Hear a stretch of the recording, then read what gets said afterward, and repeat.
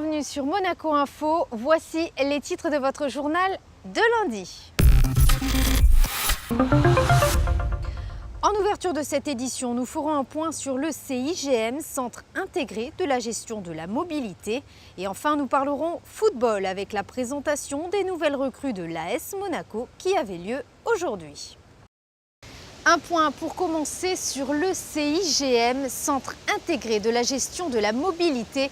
L'occasion d'en savoir plus sur le travail des équipes qui scrutent depuis Fontvieille, bus, voitures et deux roues. Sandrine Nègre vous en dit plus. Le Centre intégré de la gestion de la mobilité voit tout ce qui se passe en direct sur l'asphalte et peut ainsi agir rapidement. Objectif premier, le maintien de la sécurité pour les usagers. Lorsque vous êtes en voiture par exemple et que vous vous retrouvez face à une barrière qui est baissée, c'est bien parce qu'ici, le souhait est de répartir davantage les flux de circulation et de limiter autant que possible l'effet entonnoir. Plusieurs nouveautés ont ainsi été mises en place. Nous avons renforcé l'information des usagers à travers les panneaux à messages variables de nouvelle génération. On a mis en place une information pour les usagers de temps de parcours entre le réseau Vinci Autoroute et notre réseau à nous. Et dernièrement, nous avons installé des feux intelligents qui s'adaptent à la présence de piétons ou non et à l'état du trafic.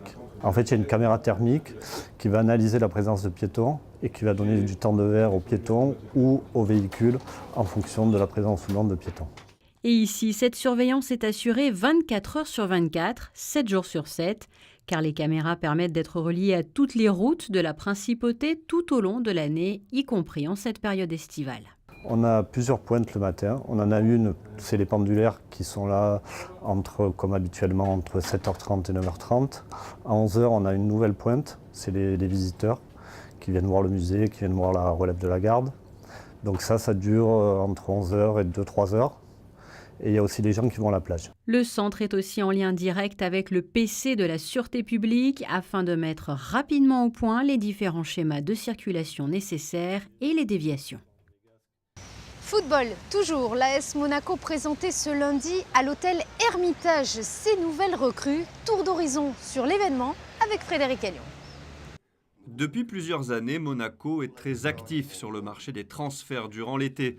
Ce mercato n'a pas dérogé à la règle. Le club a déboursé 30 millions d'euros pour recruter Alexander Golovin, 10 millions pour le latéral Antonio Barreca ou encore 14 millions pour le milieu de terrain Jean-Eudes Aoulou. Monaco a fait signer 8 joueurs cet été. Ce lundi, le club présentait ses recrues à l'hôtel Hermitage. L'occasion pour le vice-président monégasque Vadim Vassiliev de faire un point sur le mercato. Les rumeurs vont toujours courir jusqu'à la fin de mercato, donc on le sait très bien.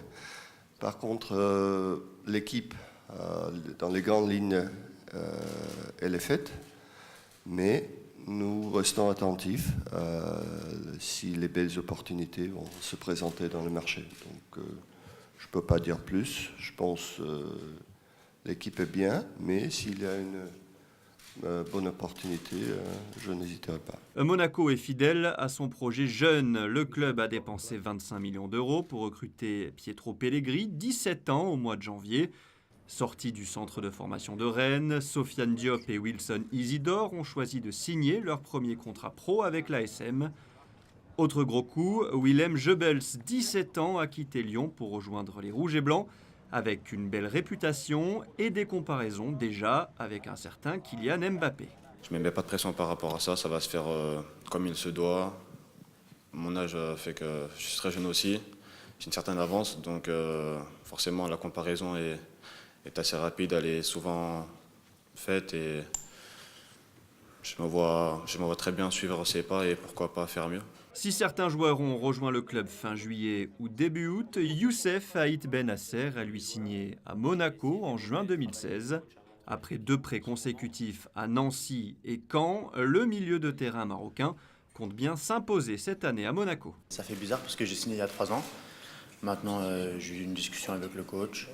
Il compte sur moi et il compte me faire tourner. On a 4 compétitions cette année, donc je vais prendre le temps de m'adapter et pouvoir essayer de gagner ma place. Mais pour le moment, je suis content d'être à l'AS Monaco et je vais continuer de travailler pour pouvoir évoluer.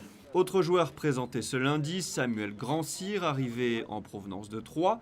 Le latéral Ronaël Pierre-Gabriel qui quitte Saint-Étienne pour le Rocher. Et le milieu de terrain de Rio Ave, Pelé. Voici à présent les prévisions météo pour ces prochains jours. Mardi, une belle journée ensoleillée avec toutefois quelques rares nuages dans l'après-midi. Côté température comptée de 24 à 30 degrés. Mercredi, jeudi, vendredi et samedi, la météo est à peu près identique. Du soleil le matin et l'apparition de nuages dans l'après-midi. Et avec les chaleurs estivales, il se peut qu'il y ait quelques averses dans l'après-midi, mais sans grande certitude. C'est tout simplement le principe des orages du mois d'août. Et enfin dimanche, une journée entre nuages et soleil. Il ne devrait pas pleuvoir. C'est la fin de cette édition. Merci de l'avoir suivi. À présent, la suite de vos programmes. Très bonne semaine à tous sur Monaco Info.